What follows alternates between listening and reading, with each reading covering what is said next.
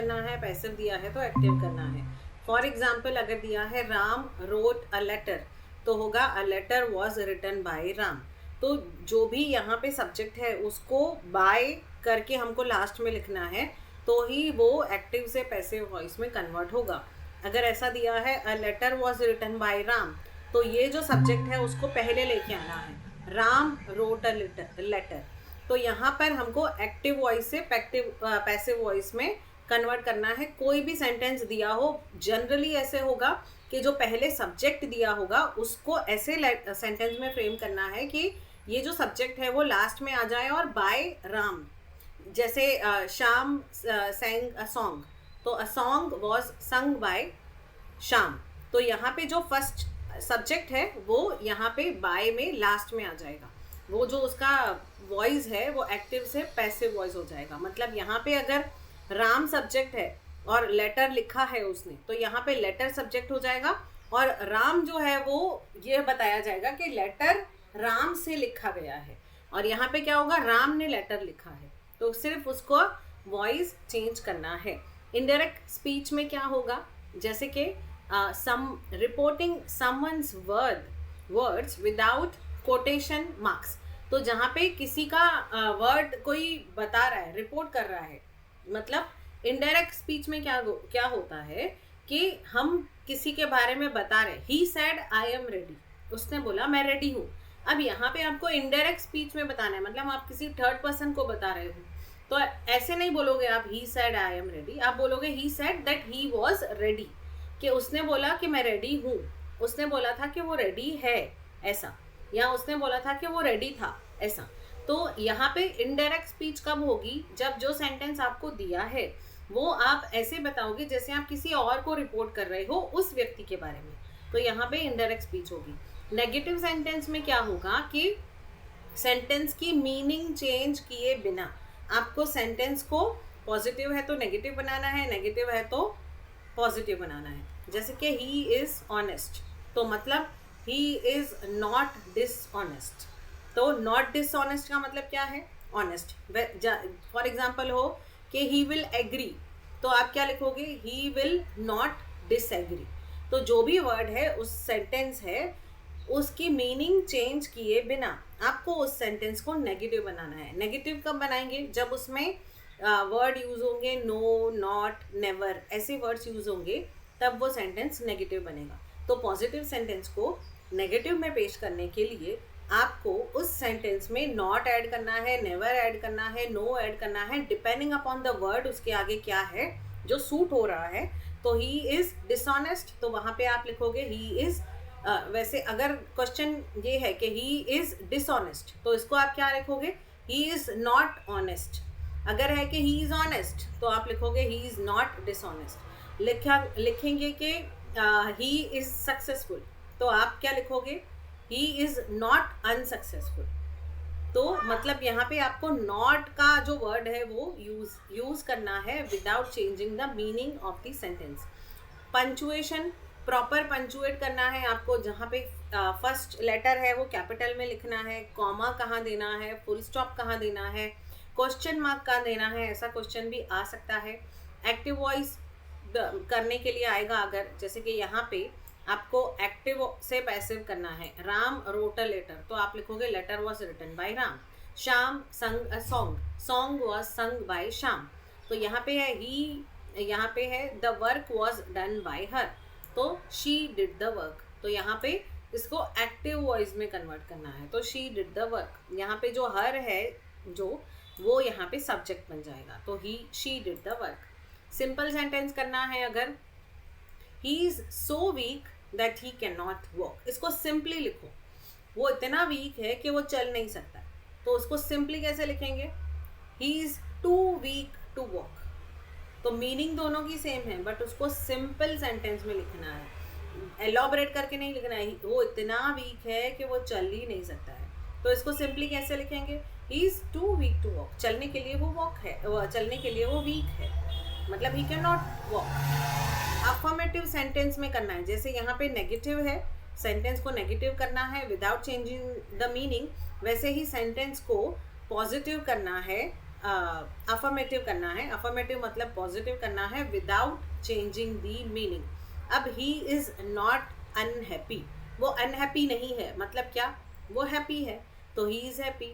He is not dishonest, मतलब क्या, he is honest, ऐसा। ही इज नॉट जो भी कुछ है, ही इज नॉट गुड, तो ही इज बैड। पॉजिटिव में कन्वर्ट करना है, पॉजिटिव में कन्वर्ट करना है मतलब आपको उस सेंटेंस की मीनिंग चेंज नहीं करनी है और नॉट वर्ड को रिप्लेस करना है। अगर पॉजिटिव में करने बोला है तो, नेगेटिव में करने बोला है तो मीनिंग चेंज नहीं करनी है और वर्ड नॉट, नेवर, नो ये आना चाहिए। असर्टिव सेंटेंस क्या होंगे? स्टेटमेंट एक्सप्रेसिंग फैक्ट और ओपिनियन, जहाँ पे ओपिनियन एक्सप्रेस करना है, ऐसे सेंटेंसेस असर्टिव सेंटेंसेस होंगे। कंपाउंड सेंटेंसेस क्या होंगे?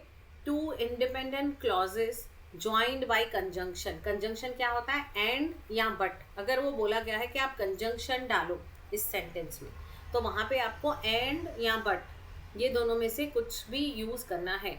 जैसे कि यहाँ पे है, अगर क्वेश्चन है he worked hard and he succeeded, तो यहाँ पे एंड जो है वो कंजंक्शन है। बट अगर ऐसा है कि he worked hard he did not succeed, तो आप क्या लिखोगे? He worked hard but he did not succeeded. तो यहाँ पे एंड और बट सिचुएशन सेंटेंस के हिसाब से यूज़ करना है। और अगर क्वेश्चन में से पूछा गया है कि कंजंक्शन क्या है इस सेंटेंस में, तो यूजुअली जो भी वर्ड जो दो सेंटेंस को जोड़ता है, एंड, बट, दैट, वो जो वर्ड्स होते हैं वो कंजंक्शंस होते हैं। इंट्रोगेटिव सेंटेंसेस क्या होंगे? शी इज़ रेडी, इसको इंट्रोगेटिव बनाओ, मतलब इसको क्वेश्चन के फॉर्म में बनाओ, तो क्या बोलोगे? Is she ready? तो ये क्वेश्चन मार्क करने के लिए सबसे पहले इज आएगा, फिर बीच में जो ये जो भी जिसके बारे में भी बात हो रही है वो आएगा। जैसे शाम इज़ फाइन, तो लिखेंगे इज शाम फाइन, तो वो इंट्रोगेटिव बन जाएगा। डिग्री ऑफ कंपैरिजन आ सकता है tall, taller, tallest, small, smaller, smallest, good, better, best, तो इसको कंपैरिजन की डिग्री बोलेंगे। Differentiate between appeal and review, ये हमने बहुत डिटेल में पहले किया था, बट अभी बहुत टाइम हो गया तो हम शायद भूल गए होंगे। तो बात ये है कि अपील कब होती है? जब आप किसी के कोर्ट के डिसीजन से हैप्पी नहीं हो, आप अग्रीव्ड हो, आप उसके कोर्ट के डिसीजन को चैलेंज करना चाहते हो, तो आप क्या करोगे? उससे जो ऊपर की कोर्ट है, हायर कोर्ट है, उसको अप्रोच करोगे कि आप इस डिसीजन को देखिए और आप उसको चेंज करिए। मतलब आप एक अपील फाइल कर रहे हो उस कोर्ट के डिसीजन को चैलेंज करते हुए। फॉर एग्जाम्पल, अगर ये हाई कोर्ट का केस है, हाई कोर्ट का डिसीजन है, तो हाई कोर्ट के डिसीजन को चैलेंज करने के लिए अगर आपको कहीं जाना है तो आप जाओगे सुप्रीम कोर्ट के पास।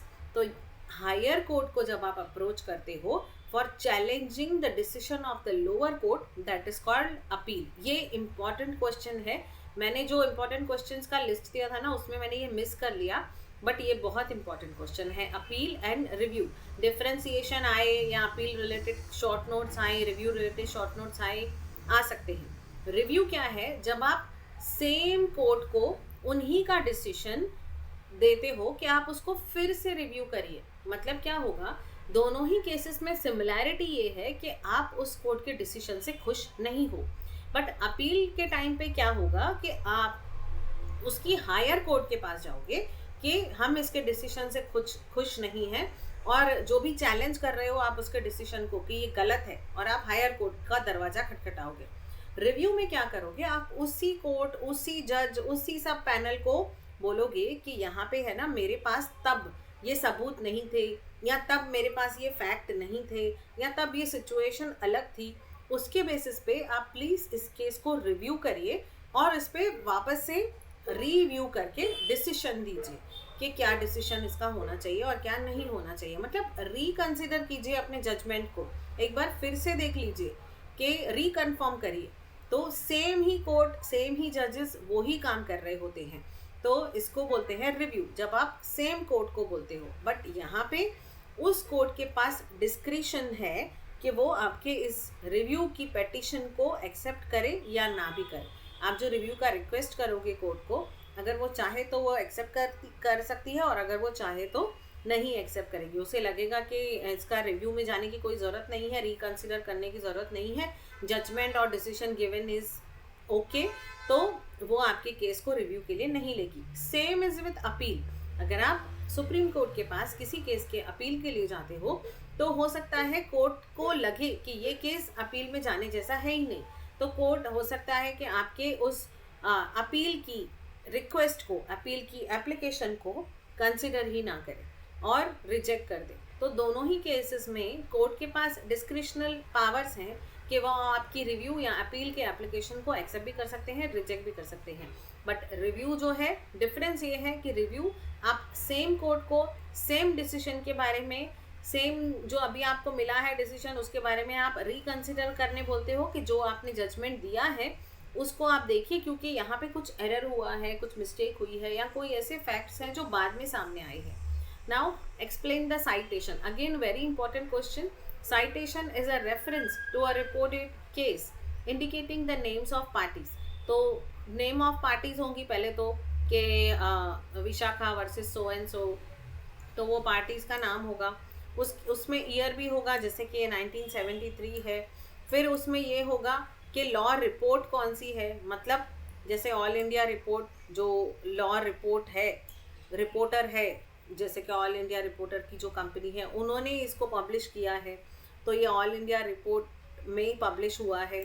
फिर ये डिसीजन किसने दिया था, सुप्रीम कोर्ट ने दिया था। फिर इसका पेज नंबर क्या है, तो 1461 है, तो इसे साइटेशन कहते हैं। That means you understand a reference of a reported case in a law report। जो भी लॉ रिपोर्ट में केसेस के बारे में डिटेल दिए होते हैं उसको आप जब समझते हो, और उसको समझने के लिए आपको ये समझना होता है कि व्हाट इज़ साइटेशन, कि ये क्या है। आप ज़रूर 1461 पेज में जाओगे, फिर इस रिपोर्ट के आपको पता चलेगा कि इस रिपोर्ट में ये पब्लिश हुआ था, 1973 का केस है, हाई कोर्ट ने पास किया था डिसीजन के, सुप्रीम कोर्ट ने किया था, वो भी इससे पता चलता है। लीगल मैगजिम्स क्या होते हैं वो तो हम सबको पता है। Legal maxims are established principles of law expressed in Latin language embody fundamental legal doctrines. तो वो ऐसे लीगल मैगजिम्स हैं, ऐसे लैटिन लैंग्वेज में दिए गए एक तरह के डेफिनेशंस हैं जिसको लीगल डॉक्ट्रिन्स बोलते हैं, और जो फंडामेंटल, जो मेन लीगल, फॉर एग्जांपल जो भी कोई कंसेप्ट है उसको समझने के लिए लीगल मैगजिम्स यूज़ होते हैं। Now define affidavit. एफिडेविट क्या है, एक रिटन स्टेटमेंट है, जैसे कि एक स्वान है, मतलब एक आप जैसे कि इसको अंडरटेकिंग या डिक्लेरेशन नहीं बोलेंगे, एफिडेविट को ये बोलेंगे कि आप एक तरह का प्रॉमिस कर रहे हो, अफर्म कर रहे हो किसी ऑफिसर के आगे कि ये मैं एफिडेविट दे रहा हूँ एज अ एविडेंस। तो affidavit is a written statement.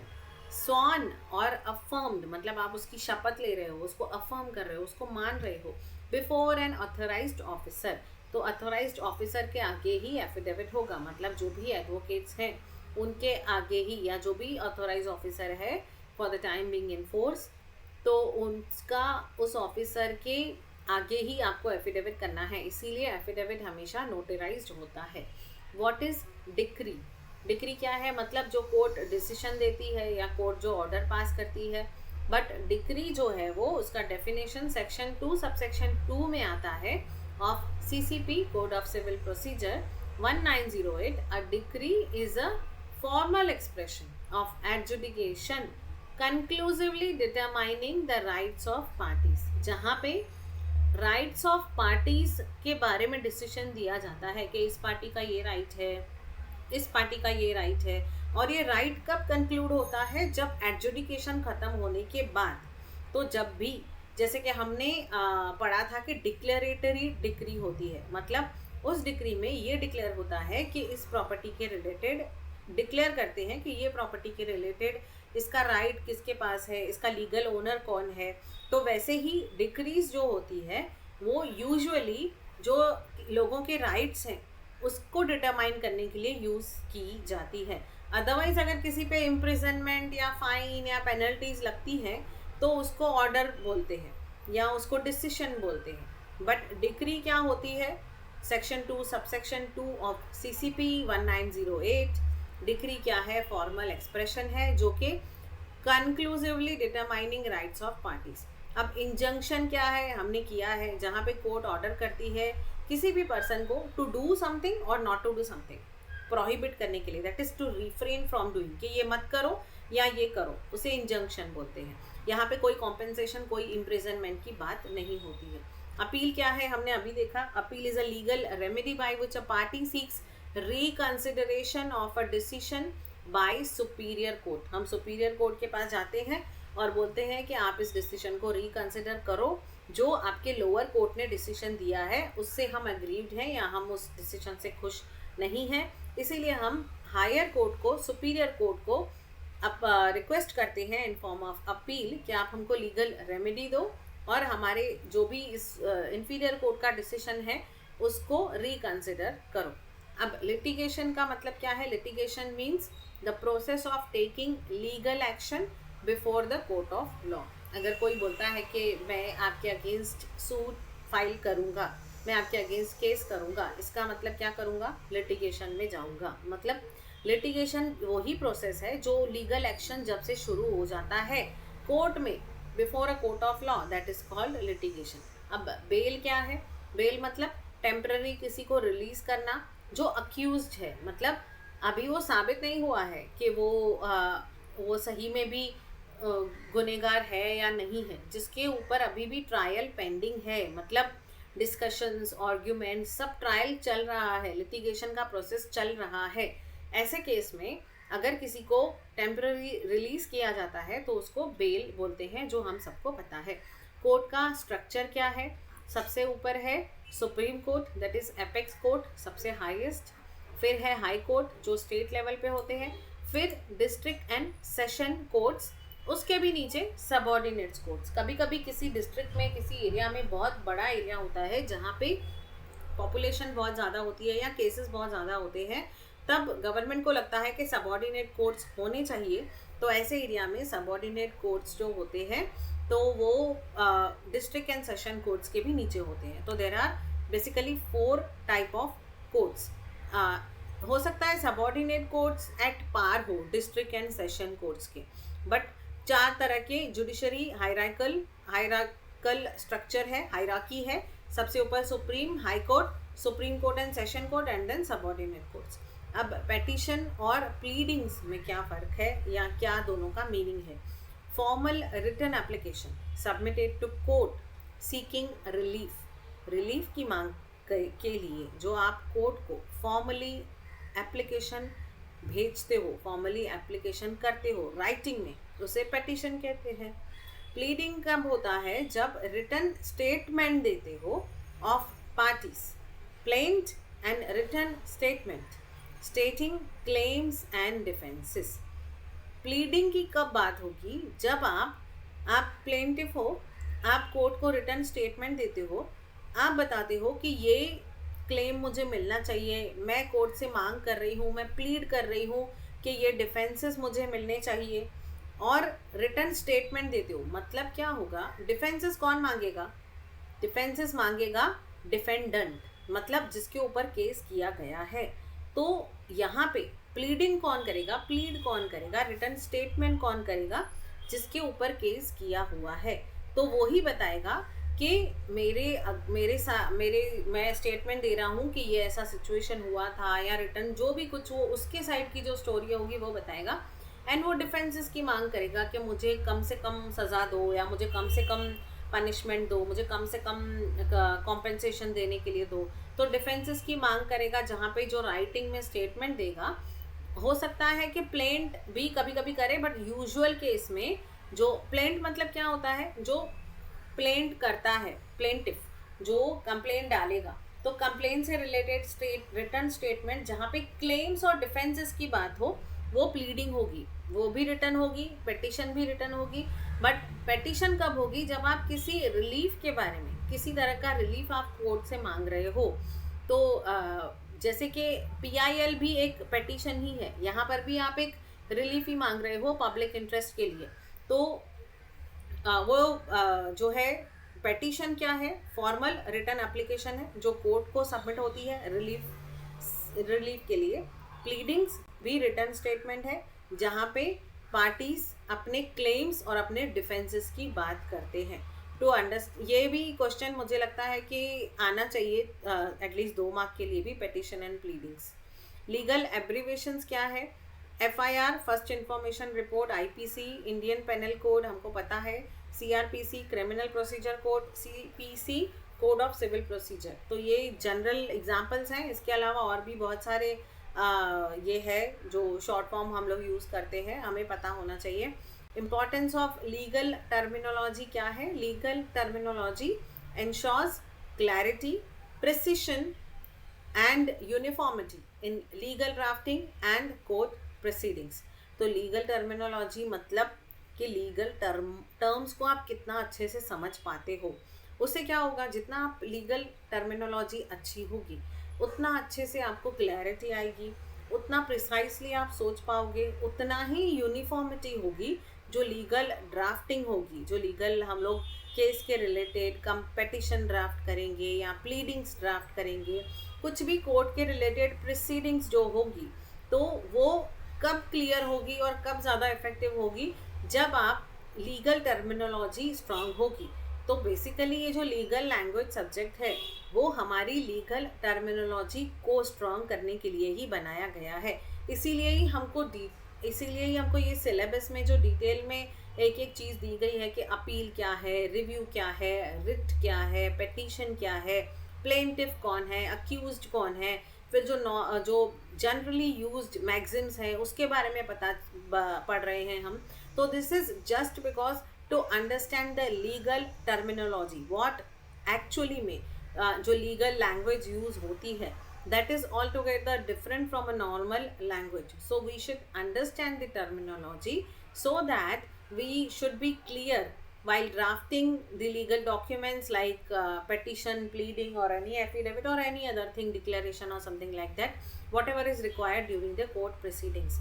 Obijas ebi remedium हमने बहुत बार किया है। जहाँ राइट है वहाँ रेमेडी है, मतलब जहाँ पे राइट वायलेट होगा उसकी रेमेडी अवेलेबल होगी। राइट कौन सा? Legal right.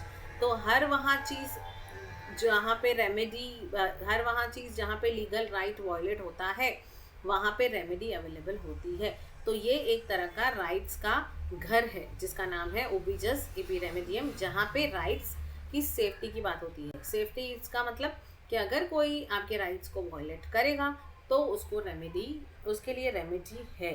कॉम्पेंसेशन हो सकती है, पेनल्टी हो सकती है, फाइन हो सकती है, कुछ भी हो सकता है जो कि उस राइट को वॉलेट करने के लिए रेमेडीज अवेलेबल हैं। ऑडी अल्टेरम पार्टम मतलब दूसरे साइड की भी बात सुननी है। कोर्ट कभी भी वन साइड स्टोरी नहीं सुनती है, तो hear the other side, audi alteram partem. अब ऑडी से आप इसको ऑडियो से कनेक्ट करके याद कर सकते हो कि hear the other side. Audi alteram मतलब, अल्टर मतलब फॉर एग्जाम्पल कि अल्ट्रेशन जैसे होता है, मतलब अदर पार्ट। तो ये अल्टर का मतलब आप समझ लो अदर, और पार्टम मतलब पार्ट। ऑडी मतलब audio, here the other part मतलब दूसरे पार्ट की भी बात सुनी जाती है। ऐसा नहीं कि एक जन ने बोला कि इसने मुझे मारा है तो उसका मान के चलो सामने वाले को कॉम्पेंसेशन या उसको इम्प्रिजनमेंट कर लो। तो ऑडी अल्टेरम पार्टम इज कि hear the other side of the story, here the other side also. ये एक प्रिंसिपल ऑफ नेचुरल जस्टिस है। भले ही किसी ने कोई भी गुनाह किया हो, बट उसकी साइड की स्टोरी भी सुननी है, उसको भी अपॉर्चुनिटी टू बी हर्ड मिलनी चाहिए। That is audi alteram partem. Now nemo judex in causa sua, no one should be the जज इन हिज ओन केस। अपने खुद के केस के लिए कोई भी जज नहीं हो सकता, वो तो खुद को ही सही बोलेगा ना। तो जहाँ पे आपका खुद का केस है, आप कॉज है, खुद का कॉज है, तो वहाँ पे आप खुद जज नहीं बन सकते हो, आप खुद अपने लिए जजमेंट पास नहीं कर सकते हो या फिर जजमेंट की राय नहीं दे सकते हो जहाँ पे खुद का कॉज है। तो नेमो जोडेक्स इन कॉजा सुआ।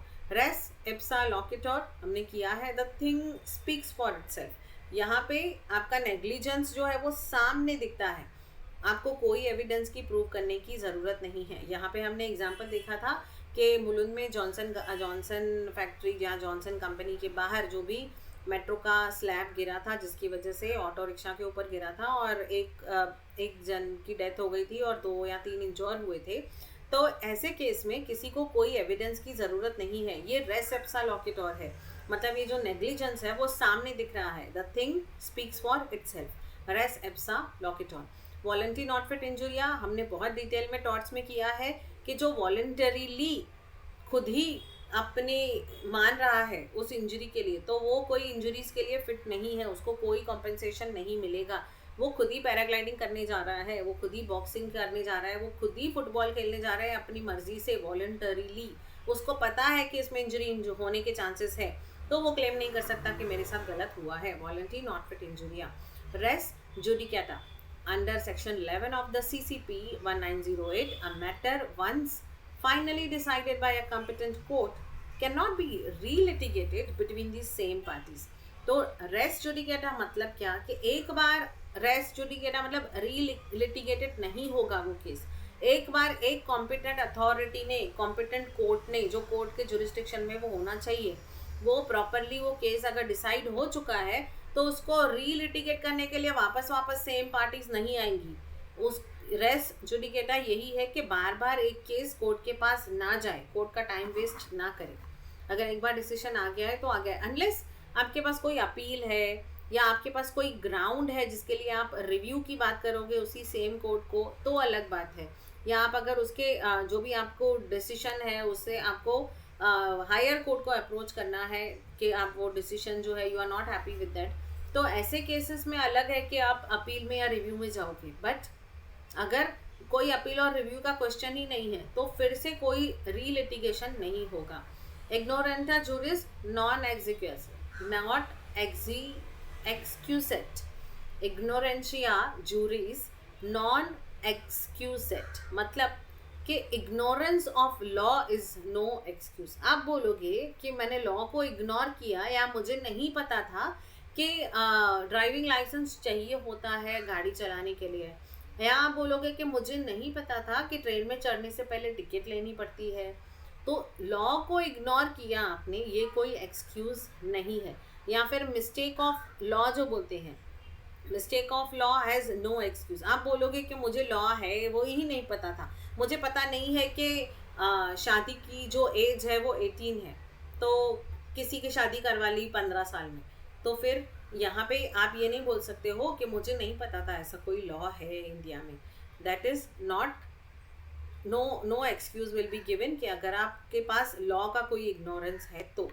अब फुल फॉर्म आर्बिट्रेशन जैसे कि FIR है, ये एक बार फटाफट देख लेते हैं। First information report, Indian penal code, code of criminal procedure, भारतीय न्याय संहिता, भारतीय नागरिक सुरक्षा संहिता, भारतीय साक्ष्य अधिनियम BSA, फिर central bureau of investigation, crime investigation department, non bailable warrant या POCSO, protection of children from sexual offences act. तो ये इम्पॉर्टेंट एब्रीवेशंस है जिसके फुल फॉर्म में भी पूछे जा सकते हैं। CPC, code of civil procedure, high court, supreme court, district जज, ये हमें पता है। फिर JMFC, judicial magistrate first class, chief judicial magistrate, PIL मतलब public interest litigation, SLP special leave petition, ADR alternative dispute resolution और लेटर ऑफ एडमिनिस्ट्रेशन। फिर ये कॉन्स्टिट्यूशन एंड गवर्नमेंट की बात है, ये सब आप देख लेना, हम लोग इस पर टाइम नहीं वेस्ट करें, ये सिर्फ मैं पढ़ ही रही हूँ। लॉ रिपोर्ट्स के बारे में हम सबको पता है, हमने इसके लिए डिटेल में एक पूरा मतलब अच्छा सा सेशन किया था लॉ रिपोर्ट, लॉ मैगजीन्स के बारे में। फाइनली ये है कि लॉ रिपोर्ट वो है जिसमें ऑफिशियली पब्लिश होते हैं जो भी हाई कोर्ट, सुप्रीम कोर्ट और जो भी एपेक्स कोर्ट के जजमेंट होते हैं वो उसमें पब्लिश होते हैं, so that can be used as a precedence. मतलब प्रीवियस लॉ के जो केसेस होते हैं उसको प्रेसिडेंस बोलते हैं, तो प्रेसिडेंस जो है वो यूज़ होते हैं। उसके आगे जो फ्यूचर में कोई केसेस आते हैं उसके रिलेवेंट अगर कोई सेम केस है तो they use the precedents to give an example के फलाना केस में कोर्ट ने ये डिसीजन दिया था, तो दैट इज़ वो प्रेसिडेंस के हिसाब से बहुत इंपॉर्टेंट है कि ऐसे सिमिलर केसेस में लॉ ने, जुडिशरी ने कैसे उसको हैंडल किया था और कैसे उसको डिसीजन दिया था, कौन से बेस पर डिसीजन दिया था। तो लॉ रिपोर्ट्स आर ऑफिशियल और authorised publications that contain the text of judicial decisions delivered by courts. They serve as precedents and are used as a authoritative references. ये एक authority का ही दिया हुआ जजमेंट है, तो अथॉरिटी के जो प्रीवियस जजमेंट है तो वो रेफरेंस की तरह काम आते हैं इवन ड्यूरिंग द लीगल जब प्रैक्टिस, आप जब लीगल प्रैक्टिस करते हो मतलब एज अ एडवोकेट काम कर रहे होते हो, and as a judicial proceedings, जब जुडिशियल प्रोसीडिंग इवन जो जजेस भी हैं उनको भी पहले के केस लॉस रेफर करने के लिए ये काम आते हैं, तो लॉ रिपोर्ट ये पब्लिश करता है. What is explain the term x party, a proceeding or order passed by a court in absence of one of the parties. When that party fails to appear, dispute due notice. अब एक court जो है किसी को समन भेज रही है, notice भेज रही है, वार्निंग भेज रही है, बट वो पार्टी आ ही नहीं रही है कोर्ट में, तो it means the matter is heard. तो कोर्ट क्या अज्यूम करेगी, एक दो रिमाइंडर या जो भी उनका स्पेसिफाइड लिमिट होगा उतने रिमाइंडर के बाद कोर्ट ये अज्यूम करेगी कि मैटर हर्ड हो गया, और फिर कोर्ट जो केस है वो किसके फेवर में डालेगी, जो भी हियरिंग के लिए आया था, favour of the appearing party. मतलब अपीयर जो आ रही है, दो पार्टी होगी, एक पार्टी आ रही है कोर्ट में और एक आ ही नहीं रही है कितने भी बुलाने पे. अगर आप नहीं आ रहे हो, आप सही भी हो, तो भी कोर्ट यही समझेगी कि आप उसके फेवर में केस हो जाएगा जो कोर्ट में प्रेजेंट है. सिर्फ नॉट प्रेजेंटिंग टू कोर्ट, फिर सिर्फ नॉट अपीयरिंग इन कोर्ट, आप जो है वो केस को हार जाओगे, क्योंकि आपको पार्टी में, आपको कोर्ट ने सुना ही नहीं, आपको सुना ही नहीं बिकॉज आप आए ही नहीं. तो अल्टीमेटली ये होगा कि कोर्ट उसी पार्टी के फेवर में डिसीजन देगी जो पार्टी ने जो है हियरिंग्स या जो भी कोर्ट के प्रोसीडिंग्स के दौरान जो प्रेजेंट थी. Now what is meant by nemo est haeres viventis. Nemo est haeres viventis. It is a Latin maxim which means no one is a heir of living person. ये बोलते हैं कि legal year जो होता है, हम बोलते हैं जो लीगल ईयर है, जो उसका फॉर एग्जांपल किसी के मरने के बाद ही किसी का लीगल ईयर होता है कि ये इसकी जो प्रॉपर्टी है वो उसके बेटे को मिल जाएगी उसके मरने के बाद, तो वो होगा उसका लीगल ईयर. मतलब उसका मरने के बाद का उसका जो बोलते हैं कि हियर है, हियरशिप जिसको मिलती है. तो लिविंग पर्सन का कोई लीगल हियर नहीं होता है. जब वो जिंदा है तब तक उसका वो नहीं बनेगा कोई भी कि उसके बिहाफ पे उसको सब हियरशिप मिल जाएगी. हाँ, उसके मरने के बाद ही वो राइट्स उसको मिलेंगे. तो it signifies that inheritance right, जो इनहेरिट होते हैं राइट्स, किसी के मरने के बाद कोई ओनरशिप है, किसी तरह की प्रॉपर्टी की ओनरशिप है, जैसे कि विल है, तो विल भी है, अगर उसमें भी अगर लिखा हुआ है कि ये प्रॉपर्टी उसको मिलेगी तो वो उसके मरने के बाद मिलेगी, जब तक वो जिंदा है तब तक नहीं मिलेगी. तो किसी का कोई भी हियर नहीं हो सकता है जो इंसान जिंदा है. लीगल हियर कब किसी के भी हो सकते हैं, जो इंसान मर गया है उसका ही लीगल हियर होगा, उसका ही हियरशिप होगा, उसका ही कोई उत्तराधिकारी होगा जो जिसको वो सब मिलेगा और जिसको वो सारे राइट्स होंगे on behalf of that person, क्योंकि उसको जो है वो हियरशिप मिली है एज अ इनहेरिटेंस. तो it signifies that inheritance rights arise only after the death of a person and no one can claim to be the heir while the person is still alive. जो कोई जिंदा है वो नहीं बोलेगा मैं इसका लीगल हेयर हूँ. Write any two features of magazine जॉलेट. जैसे लॉ रिपोर्ट्स होती है वैसे ही लॉ मैगजीन्स होती है. लॉ मैगजीन्स में केसेस तो पब्लिश होते ही हैं, उसके साथ साथ रिलेटेड आर्टिकल सबमिट होते हैं, कोई केस रिलेटेड समरीज होती है, कोई केस रिलेटेड क्रिटिक्स होते हैं, या कोई केस रिलेटेड एक्सप्लेनेशन होता है, या फिर point of view of editor होता है कि उसके हिसाब से ये होना चाहिए. तो मैगजीन में अदर देन केस लॉ के डिसीजंस और भी चीज़ें पब्लिश होती है. तो यहाँ पे एक ऐसी मैगजीन के 2 फीचर्स के बारे में पूछा गया है जिसका नाम है जॉ टेलेट. तो जॉ टेलेट जो है एक वन ऑफ द मैगजीन है, बट यहाँ पे कोई भी नाम आता है ना और 2 फीचर पूछते हैं ना तो सेम फीचर्स लिख के आने हैं, क्योंकि ये जनरली सारे मैगजीन्स के यही फीचर होते हैं कि it publish articles, case summaries, legal updates related to current developments in law. तो ये तो ऑब्वियसली कोई भी लॉ मैगजीन की बात करेंगे तो ये तो वो आर्टिकल पब्लिश करेगी, केस समरी सब पब्लिश करेगी, लीगल अपडेट्स होंगे, जो भी करंट डेवलपमेंट इन लॉ है उससे रिलेटेड। और सेकंड फीचर आप ये किसी भी यहाँ पे जॉर्ज टेलेट के मतलब कोई और भी मैगजीन का नाम आएगा ना, यही 2 पॉइंट्स लिख के आ जाने हैं हमको। It provides a platform for law students and law professionals to express their views through research papers and write ups. तो ऑब्वियसली लॉ मैगजीन को रेफर करते हैं स्टूडेंट्स भी और लॉ प्रोफेशनल्स भी अपने व्यूज को एक्सप्रेस करने के लिए, और रिसर्च पेपर्स जो होंगे, राइटअप होंगे, एडिटोरियल कॉलम होंगे, उसके हिसाब से ही एक जो है वो प्लेटफॉर्म मिल जाता है सीखने के लिए और अपने व्यूज़ को एक्सप्रेस करने के लिए। मतलब लॉ स्टूडेंट्स भी अपने आर्टिकल पब्लिश कर सकते हैं, प्रोफेशनल्स भी अपने आर्टिकल पब्लिश कर सकते हैं। तो ये 2 फीचर हर मैगजीन के पास होते हैं। तो कोई भी मैगजीन के फीचर्स की क्वेश्चन आता है तो ये 2 लिख के आना है।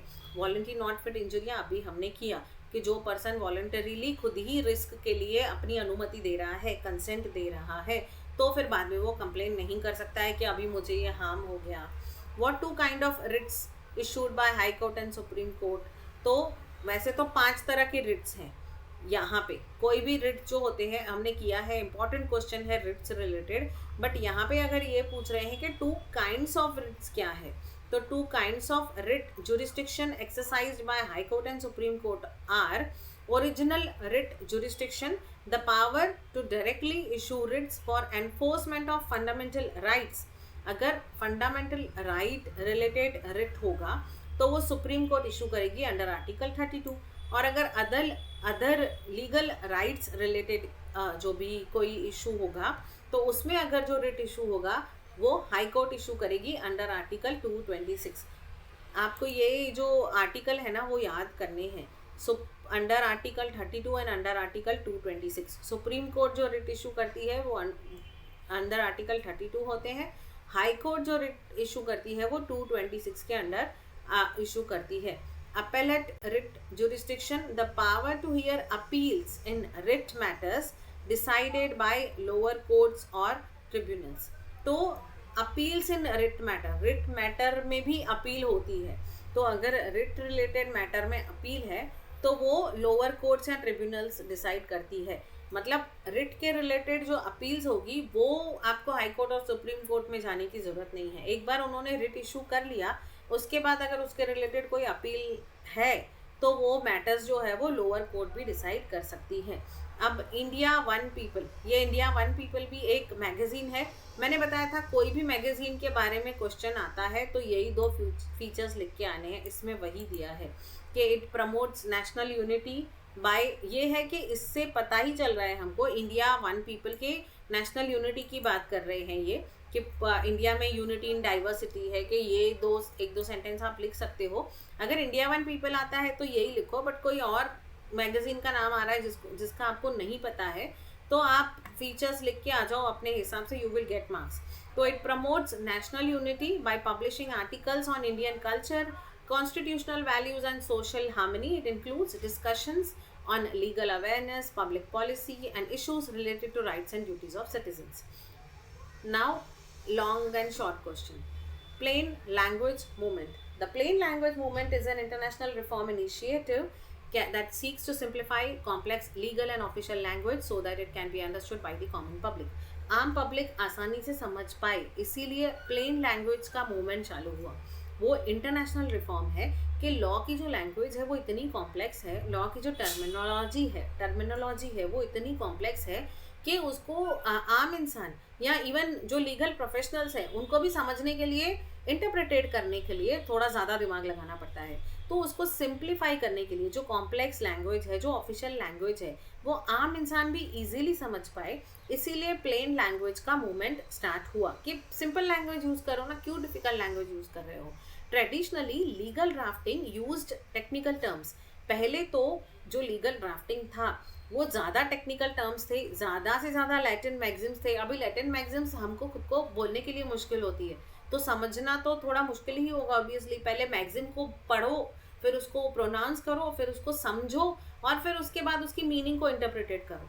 तो पहले तो ये होता था कि ज़्यादा से ज़्यादा चीज़ें लैटिन मैगजिम्स में थी, फिर आर्कियाक एक्सप्रेशंस थे, फिर टेक्निकल टर्म्स यूज होते थे, लेंदी सेंटेंसेस होते थे, मेकिंग डॉक्यूमेंट्स डिफ़िकल्ट फॉर ले पर्सन।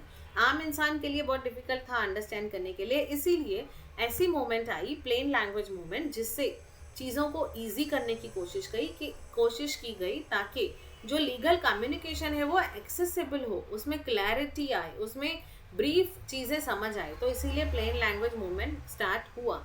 अब ये हिस्टोरिकल बैकग्राउंड ये है इसका कि the movement gained momentum in 1970s in the countries like US and UK. A significant milestone was the plain writing act of 2010 in US, which requires federal agencies to clear communication and public documents. Gradually, many countries adopted plain language principles in legislation, consumer contract, insurance policies and banking documents. तो gradually लोगों ने, countries ने plain language को use करना चालू कर लिया legislation में, कंज्यूमर कॉन्ट्रैक्ट में, इंश्योरेंस पॉलिसीज में या बैंकिंग डॉक्यूमेंट्स में। तो बेसिकली इसमें यही है, आप इसको पढ़ के अगर एक क्वेश्चन आता है तो वैसे आप अपनी लैंग्वेज में भी लिख सकते हो अगर आपको कंटेंट समझ में आ गया है तो, कि प्लेन लैंग्वेज का मूवमेंट इसीलिए बना था ताकि सिंपल वॉकेबुलरी यूज हो, सिंपल शॉर्ट सेंटेंस यूज करो, इतना लीगल मैगजीन को मत यूज करो, इतनी कॉम्प्लेक्स लैंग्वेज मत यूज करो कि आम इंसान कुछ समझ भी नहीं पाए, उसको इंटरप्रेटेड करने के लिए मतलब बहुत मुश्किल हो जाए। तो लॉजिकल ऑर्गेनाइजेशन बनाओ, बुलेट पॉइंट बनाओ, एक्टिव वॉइस को यूज करो, पैसिव वॉइस मत यूज करो, घुमा के मत बोलो चीज़ों को, क्लियर स्ट्रक्चर रखो, अननेसेसरीली लैटिन टर्म्स मत यूज करो, जहाँ पे ज़रूरत नहीं है, जहाँ पे ज़रूरत है वहाँ पे यूज करो। तो ठीक है, जहाँ पे क्लियरिटी के लिए ज़रूरी है कि इसको क्लियर करने के लिए मैगजीन की ज़रूरत है तो ठीक है, अदरवाइज अननेसेसरीली लैटिन टर्म्स मत यूज़ करो। तो यही उसका मेन ऑब्जेक्ट है, यही मेन प्रिंसिपल है किसका, प्लेन लैंग्वेज मूवमेंट का, जो यूएस और यूके 2010 में स्टार्ट हुई थी। यहाँ पे है कि मूवमेंट जो है वो मोमेंटम उसको मिला, मतलब स्टार्ट तो पहले ही हो गई थी बट उसको जो मोमेंटम मिला, जो पेस मिला, जो एक बोलते हैं ना कि चार्ज मिला, तो वो कब मिला, 1970 में, जब यूएस एंड यूके ने उसको मूवमेंट को ज़्यादा सिग्निफिकेंटली स्टार्ट किया तब। तो फॉर एग्जाम्पल ऐसे लिखा हुआ है, एग्जाम्पल दिया है, the party of the first part shall hereinafter be referred to as. ये हम लोग हमेशा देखते हैं किसी भी कॉन्ट्रैक्ट में, कोई भी एग्रीमेंट में हम देखते हैं कि party of first part shall be hereinafter be referred to as dash. तो प्लेन लैंग्वेज में ऐसे लिख लो ना कि in this agreement we call this person, ऐसा। बट अभी भी यही टर्म यूज होता है लीगली तो, बट ये प्लेन लैंग्वेज मूवमेंट के बारे में बताया है कि प्लेन लैंग्वेज मूवमेंट ये बोलती है कि इसको आप ऐसे लिखो ना, इतना घुमा के क्यों लिख रहे हो। तो importance in legal education and practice for law students, specially in the courses like legal language eight Mumbai university, understanding plain language drafting is important. Courts and consumer forums increasingly encourage clear drafting to protect consumer rights and prevent unfair contract terms. तो contract term unfair होंगे जितना हम लोग complex language में terms बनाएंगे। कोई contract बन गया दो लोगों के बीच में, अब इतना कॉम्प्लेक्स वर्ड, इतनी कॉम्प्लेक्स चीज़ें यूज़ की तो सामने वाले को, आधे बेचारे को समझ में नहीं है, उसने साइन कर ली, फिर होगा क्या, अल्टीमेटली डिस्प्यूट होगा। तो ताकि ज़्यादा से ज़्यादा डिस्प्यूट ना हो, मतलब क्लियरिटी हो लोगों में, तो कोर्ट भी बोलती है कि आप जो है वो सिंपल लैंग्वेज यूज़ करो, that is the plain language use करो ड्राफ्टिंग के टाइम पे। कंक्लूजन भी वही दिया है कि जो गैप है लॉ और सोसाइटी के बीच में, वो तभी ही ब्रिज बनेगा उस गैप में जब प्लेन लैंग्वेज यूज़ होगी, और ऐसी लैंग्वेज यूज़ होगी जो लोगों को समझ में आए, क्लैरिटी हो, ट्रांसपेरेंसी हो और एक्सेसिबिलिटी हो, लोगों को लॉ भी समझ में आए, लोगों को लॉ रिलेटेड प्रोविजंस भी समझ में आए और लॉ रिलेटेड रेमेडीज भी समझ में आए। Now next question, maternity benefit under maternity benefit act 1961, important question है, बहुत बार आया है और एक शायद इस एक्ट से आता ही है। तो provision relating to maternity benefit, ये करके ही जाना आप लोग, इसको छोड़ना ही मत, हम कर ही रहे वैसे अभी। तो maternity benefit act 1961 is a social welfare legislation enacted to protect the dignity of the motherhood and ensure full and healthy maintenance of women and their children. इतना तो समझ में आ गया कि मैटरनिटी बेनिफिट एक्ट जो बना 1961 में, वो सोशल वेलफेयर लेजिस्लेशन है जो कि प्रोटेक्ट करने के लिए बना मातृत्व को, नहीं मदरहुड को, and ensure full and healthy maintenance of women and their children. It regulates the employment of women before and after child birth. Before child birth and after child birth जो भी वुमेन की employment है, अगर वो employment में है और उसको मैटरनिटी बेनिफिट मिलना चाहिए before the child birth and after some time the child birth, and provides maternity benefits and other related advantages. The main objective is to protect the health of a pregnant woman, to provide paid maternity leave, तो वो जब maternity leave उसको मिलेगी कोई भी lady को, तो वो मैटरनिटी लीव के टाइम पे उसकी सैलरी डिडक्ट नहीं होगी, उसको पेड मिलेगी वो leave. To prevent dismissal during maternity, होता क्या था कि मैटरनिटी के टाइम पे उनकी जॉब चली जाती थी, डिसमिस हो जाती थी वुमेन, तो उसको प्रिवेंट करने के लिए ये जो एक्ट है ये आया। To secure social justice for working women, तो वर्किंग वुमेन के सोशल जस्टिस की बात है। अब this act applies to factories में जो भी वुमेन काम करती है, माइंस में, प्लांटेशंस में, शॉप एंड एस्टेब्लिशमेंट्स जिसका भी है, मतलब हर कंपनी का शॉप एंड एस्टेब्लिशमेंट होता है जिसके यहाँ पे 10 से ज़्यादा एम्प्लॉयज़ होते हैं, तो उन सब पर भी एप्लीकेबल है। एलिजिबिलिटी क्या है कि women is entitled to maternity benefit if she has worked for at least 80 डेज, मिनिमम 80 डेज अगर आपको उस कंपनी में हो गए हैं तो आप उस कंपनी में मैटरनिटी बेनिफिट के लिए एलिजिबल हो। In the 12 months immediately preceding the expected date of delivery, जो भी एक्सपेक्टेड डेट ऑफ डिलीवरी है उसके पहले 80 डेज काम किया हुआ हो आपने। Duration of maternity leave, duration क्या होना चाहिए, 26 वीक्स पेड लीव होगा फॉर फर्स्ट 2 चिल्ड्रन और 12 वीक्स लीव मिलेगा for third child and onwards, third fourth fifth जितने भी चाइल्ड हो तो उसके लिए 12 वीक्स, फर्स्ट 2 चिल्ड्रन के लिए 26 weeks, maximum 8 weeks before expected delivery, ये मैक्सिमम मिलेगा 8 वीक्स का पेड लीव जो कि बिफोर एक्सपेक्टेड डिलीवरी डेट होगा। फिर फॉर किसके लिए होगा ये, अडॉप्टिव मदर के लिए होगा, चाइल्ड बिलो 3 months 12 वीक्स, और कमीशनिंग मदर जो सेरोगेसी का केस होता है उसमें भी 12 weeks. Now payment of maternity benefit क्या होगा, a woman is entitled to payment at average daily wage, जो उसका डेली वेज है एवरेज उतना ही उसको पेमेंट करना है, उससे ज़्यादा या उससे कम नहीं, जो उसका एवरेज डेली वेजेस बनता है उतना। Payment must be made for full period of absence, जितने भी दिन वो अब्सेंट होगी लेडी फॉर दिस मैटरनिटी, तो वो उस पीरियड का पूरा उसको पेमेंट मिलेगा। उसके अलावा medical bonus under section 8, if no prenatal and postnatal care is provided by employer, the woman is entitled to a medical bonus amount prescribed by the government. अगर employer ने प्रीनेटल और postnatal का care provide नहीं किया है तो उसको medical bonus भी एंटाइटल होगा। ये सिर्फ मुझे लगता है कि गवर्नमेंट केसेस में ही होता है, प्राइवेट लिमिटेड कंपनीज कोई मेडिकल बोनस नहीं देती है, but I am not very sure about it, but समझ के चलो कि मेडिकल बोनस अंडर सेक्शन 8 है। Leave for miscarriage, 6 week leave with wages in case of miscarriage, miscarriage के लिए भी कॉम्पेंसेशन है, 6 week कॉम्पेंसेशन नहीं है, लीव है 6 weeks का। Leave also granted for medical termination of pregnancy, अगर टर्मिनेशन है प्रेगनेंसी का तो भी लीव है। Leave for tubectomy operation, 2 weeks leave with wages, तो इसमें भी 2 weeks लीव है with wages. Prohibition of employment during certain period, तो no employer shall employ a woman during 6 weeks immediately following delivery और मिसकैरेज, तो कोई भी एम्प्लॉयर कोई भी वुमेन को 6 weeks, मतलब अगर किसी का डिलीवरी हुआ है या मिसकैरेज हुआ है तो उसके 6 week के बाद ही उसको एम्प्लॉय करना है किसी भी वुमेन को। The women shall not work during this period, तो ये प्रोहिबिशन ऑफ वर्किंग है अंडर ये एक्ट, जो भी ये एक्ट है। नाउ प्रोटेक्शन अगेंस्ट डिसमिसल, अगर किसी को डिसमिस किया गया बिकॉज ऑफ मैटरनिटी तो एम्प्लॉयर कैन नॉट डिसमिस और discharge a woman during maternity leave, maternity leave के टाइम पे अगर वो मैटरनिटी लीव के लिए जा रही है तो उस रीज़न की वजह से आप उसको डिसमिस नहीं कर सकते हो, ना ही उसको नौकरी से निकाल सकते हो, और उसकी वेजेस भी रिड्यूस नहीं कर सकते हो। तो no reduction of wages during maternity period. Dismissal during maternity is void and illegal, वो खारिज है और वो इलीगल है, आप मैटरनिटी के टाइम पे किसी को डिसमिस नहीं कर सकते हो। नर्सिंग ब्रेक भी मिलेगा वुमेन को per day until child attend 15 months of age, तो 2 नर्सिंग ब्रेक पर डे किसी भी वुमेन को मिलेगा जिसका बच्चा 15 महीने तक का है।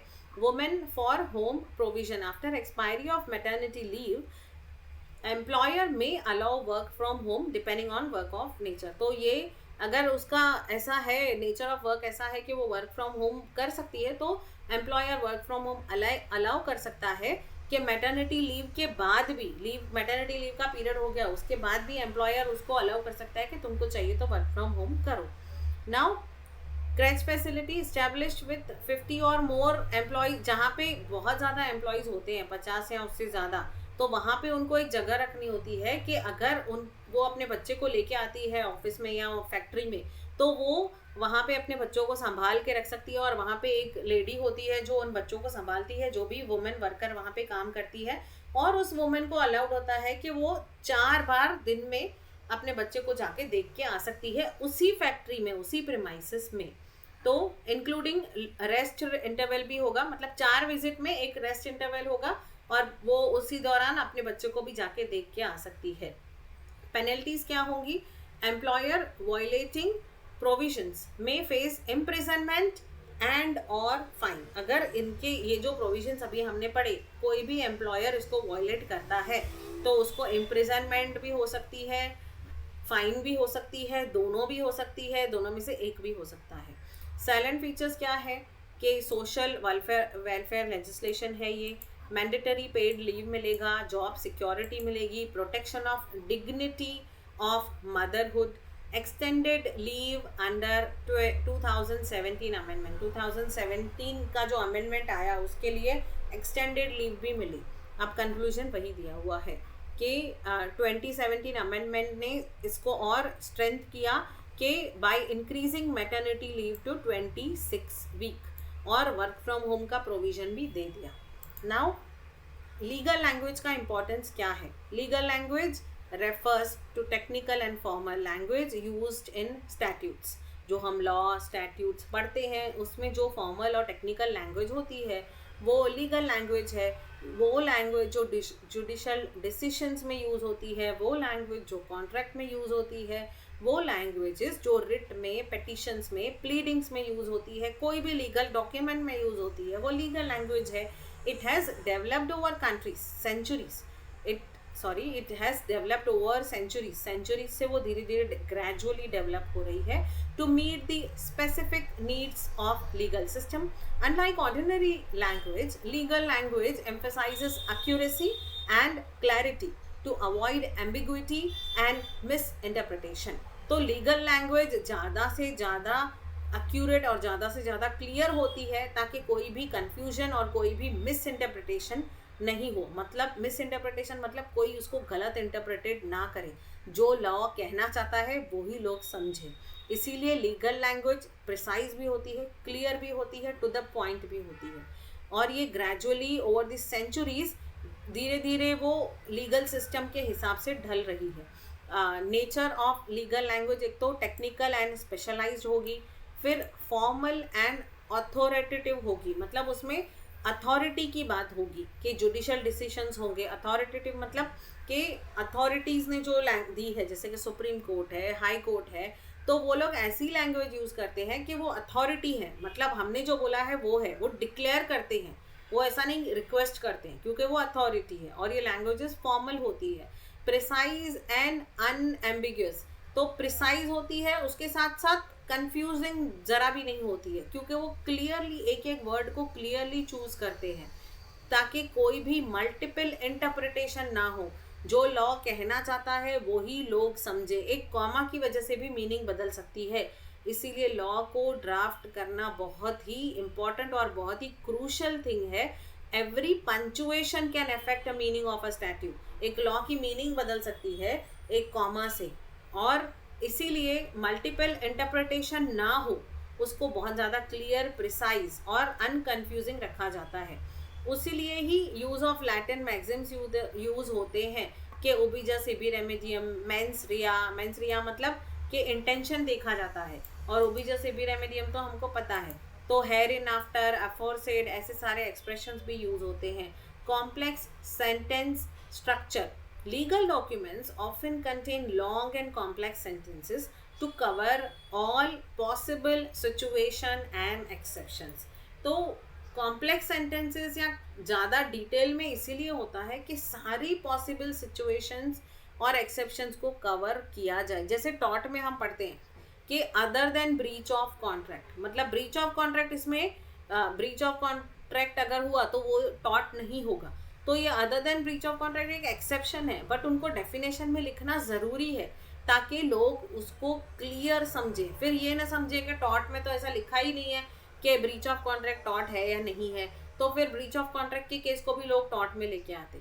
तो उसको अलग रखने के लिए वो सेंटेंस को स्ट्रक्चर इसीलिए लॉन्ग हो जाता है, इसीलिए कॉम्प्लेक्स हो जाता है, ताकि वो ऑल पॉसिबल चीज़ों को कवर करते हैं, ऑल पॉसिबल सिचुएशंस को कवर करते हैं।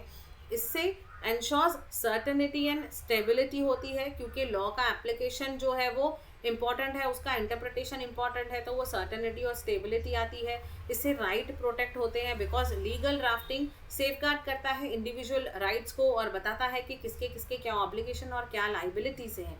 तो एम्बिग्यूअस लैंग्वेज अगर होगी, कंफ्यूजिंग लैंग्वेजेस होगी लॉ में, तो वो इनजस्टिस होगा। इसीलिए राइट्स को प्रोटेक्ट करने के लिए लीगल लैंग्वेज बहुत ज़रूरी है। और जस्टिस का एडमिनिस्ट्रेशन भी इम्पॉर्टेंट है, क्योंकि कोर्ट रिलाई करता है एक्यूरेट लैंग्वेज पे to interpret statutes and contracts. Misinterpretation में change the outcome of the cases. Misinterpretation होगा तो केसेस का आउटकम चेंज हो जाएगा। प्रोफेशनल कम्युनिकेशन, लॉयर्स, जजेस और लेजिस्लेटर्स जो भी है वो कम्युनिकेट करते हैं लीगल टर्मिनोलॉजी में, तो इसीलिए यूनिफॉर्मिटी मेंटेन होती है लीगल सिस्टम में, एक प्रोफेशनलिज्म दिखता है अगर लीगल लैंग्वेज यूज होती है तो। Access to justice, modern reforms like plain language movement promote simplification of legal language so that common people can understand their legal rights and duties। तो access to justice भी legal language का ही part है, मतलब legal language को ही plane language में डाला जाता है as per plane language movement, ताकि आम इंसान भी उसको इजीली समझ पाए और अपनी राइट्स और ड्यूटीज़ को समझ अंडरस्टैंड कर सके।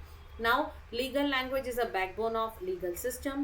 Though technical and sometimes complex, its precision and authority ensures fairness, certainty, and effective administration of justice. At the same time, modern legal practice emphasizes clarity to make the law more accessible to society. अब English language, general English और legal English में क्या फ़र्क है? तो language plays a crucial role in communication. Communication के लिए language ही चाहिए, वरना बात कैसे करेंगे? कोई भी लैंग्वेज हो, लैंग्वेज तो इंपॉर्टेंट है कम्युनिकेशन के लिए। However, the English used in legal language differs significantly from everyday spoken or written English। तो लीगल जो इंग्लिश होती है, जो लीगल डॉक्यूमेंट्स में इंग्लिश यूज़ होती है, वो थोड़ी अलग होती है जो हम यूजुअली लिखते हैं और या जो हम यूजुअली बात करते हैं जिस लैंग्वेज में। तो legal English is a specialized form of English used in statutes, contracts, pleadings, judicial decisions, while general English क्या है जो हम जनरली डेली कम्युनिकेशन के लिए यूज़ करते हैं। तो लीगल इंग्लिश वो है जो स्पेशलाइज्ड फॉर्म ऑफ इंग्लिश है, जो लॉ में यूज़ होती है, स्टैट्यूट्स में होती है, एक्ट में यूज़ होती है, कॉन्ट्रैक्ट, प्लीडिंग्स, पेटिशंस में यूज़ होती है। तो यहाँ पे डिफरेंस दिया है कि words have technical and specific meanings, जैसे कि कंसिडरेशन, टॉर्ट, बेल। अब रेमेडी है, रेमेडी की मीनिंग लीगल लैंग्वेज में अलग है और जनरल इंग्लिश में रेमेडी मतलब और ही मीनिंग निकलती है। तो words are use in their ordinary dictionary, जो जनरल इंग्लिश में जो ऑर्डिनरी डिक्शनरी है उसके हिसाब से ही उसकी मीनिंग है। यहाँ पे पर्पस क्या है कि to define rights, duties, liabilities and legal relationship. यहाँ पे डेली कम्युनिकेशन के लिए हम लोग वो जनरल इंग्लिश यूज़ करते हैं।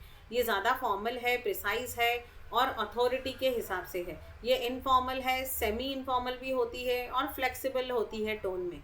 यहाँ पे लॉन्ग एंड कॉम्प्लेक्स सेंटेंस होते हैं ताकि कोई कन्फ्यूजन ना हो। यहाँ पे शॉर्ट एंड सिंपल सेंटेंस भी यूज़ हो सकते हैं, अपनी मर्जी से यूज़ करो, जो आपको बात करनी है वैसे करो। यहाँ पे लैटिन टर्म्स ज़्यादा यूज़ होते हैं, मेंस रिया, फिर हैबेस कॉर्पस, ये सब लैटिन मैगजीन्स यूज़ होते हैं। यहाँ पे कोई लैटिन मैगजीन कोई आम भाषा में यूज़ नहीं करता है आपस में बात करते हुए। हम एक दूसरे को नहीं बोल सकते I can see your mains rea, मतलब मैं तुम्हारा इंटेंशन देख पा रही हूँ, तो वो हम रेयरली यूज़ करते हैं। Avoids ambiguity, every word is carefully drafted in legal language. यहाँ पे can tolerate ambiguity depending upon the context. तो कंटेक्स्ट क्या है, तो थोड़ा बहुत कंफ्यूजिंग सेंटेंसेस लोग आम भाषा में यूज़ करते हैं। ये कोर्ट्स में यूज़ होती है, special court of India, legislative legal documents में यूज़ होती है, ये school, media, daily conversation, general writing में यूज़ होती है। If you break the agreement, general example है कि जनरल इंग्लिश में आप लिखोगे if you break the agreement you must pay money, आप जनरली ऐसा लिखोगे, बट लीगली क्या लिखोगे आप? In the event of breach of contract, the defaulting party shall be liable to pay the damages. अब यहाँ पे damages है, जो हम बोलते हैं कि उसको पैसे भरने पड़ेंगे, तो लॉ की लैंग्वेज में हम damages लिखते हैं कि उसको कॉम्पेंसेट करना पड़ेगा। तो ये फ़र्क है, एग्जाम्पल है कि लीगल लैंग्वेज और जनरल इंग्लिश में, लीगल इंग्लिश और जनरल इंग्लिश में। फिर उसका कंक्लूजन दिया हुआ है, और फिर हम लोग 9 बजे इसको आगे कंटिन्यू करेंगे। और ये